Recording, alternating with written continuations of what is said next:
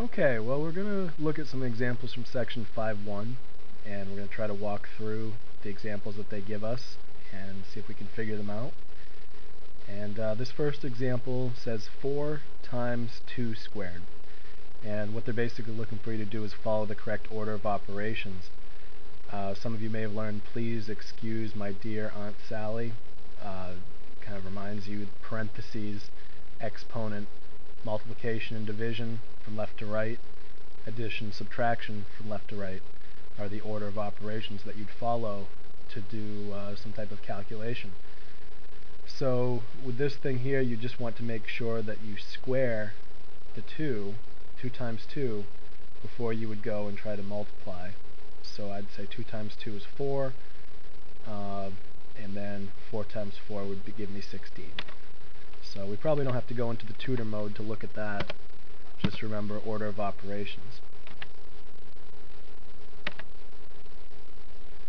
Okay.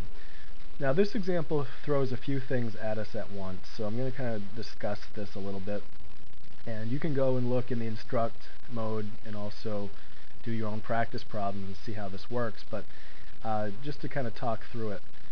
When you see problems like this, that you basically have 2 sets of parentheses, but everything inside is multiplied out like this. You don't have any addition or subtraction between pieces, so you really can just multiply in any order that you want. Multiplication is commutative, and you could almost just drop the parentheses and put times between each piece.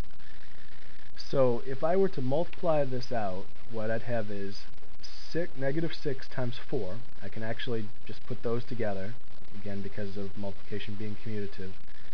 Saying negative 6 times 4 is negative 24, so I'm expecting that. X to the 4th times x.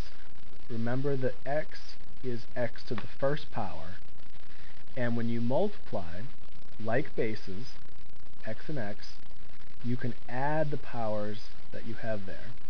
So what we're going to end up with is, so far, negative 24, and then x to the 5th power, and then for the y part, we're going to end up with, look at the y's here, y to the negative 4th times y to the negative 2nd.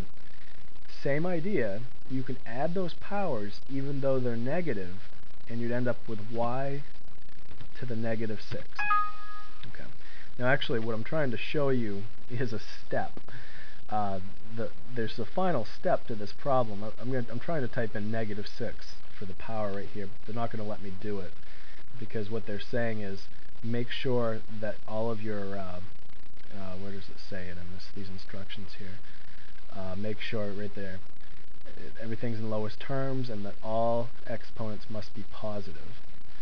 So when I try to type in a negative 6 power, they're like, nope, can't do that. So what you actually need to do is you need to have this as a fraction, because you have negative 24 x to the 5th on top, but the y to the negative 6th that would be on top becomes y to the positive 6th down bottom. So that's the way negative powers work, is that if you have a negative power on the top of a fraction, it's the same as being a positive power with the same base on the bottom of the fraction. And it also would work vice versa. If I had a negative power down below, it could become a positive power multiplied with what's up top. So that's called a negative exponent rule. And so I kind of combined a few rules together here. The adding of the powers with like bases, and also how negative powers can move. And you want to probably watch this a couple of times if it's confusing, and also let me know if you need more assistance with this concept. I'll try to keep addressing it as I go. But that should end up being the correct answer. Okay. This example here, they're saying 8 to the 5th divided by 8 to the 3rd. You could actually go and say 8 times 8 times 8 times 8 times 8, 8 times 8 times 8 on the bottom, and then get those big numbers and calculate what the division would be in the end.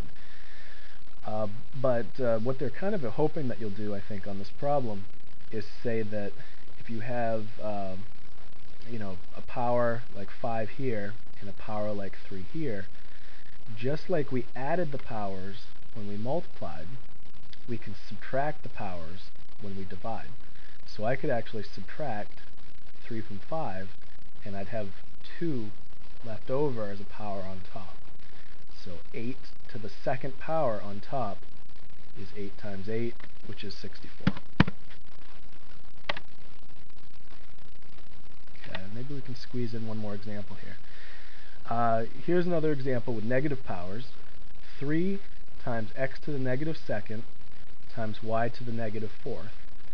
Now, some people may have the temptation to try to put these two things together somehow. But remember, these are distinct factors of 3 times x to the negative second times y to the negative fourth. And x and y are different bases. So all we can really do to simplify this is remember that they want all exponents to be positive, and we remember that having a negative power on the top is the same as having a positive power on the bottom. This thing doesn't seem to have a bottom, but technically 1 is the denominator. You could think of all of this over 1. So if I put x to the negative second down bottom, let's see, 3 stays on top, x to the negative second on top becomes x to the positive second on bottom, and then right beside that, same idea with y. Y to the fourth is what we'd have on the bottom instead of y to the negative fourth on the top. So that should be correct.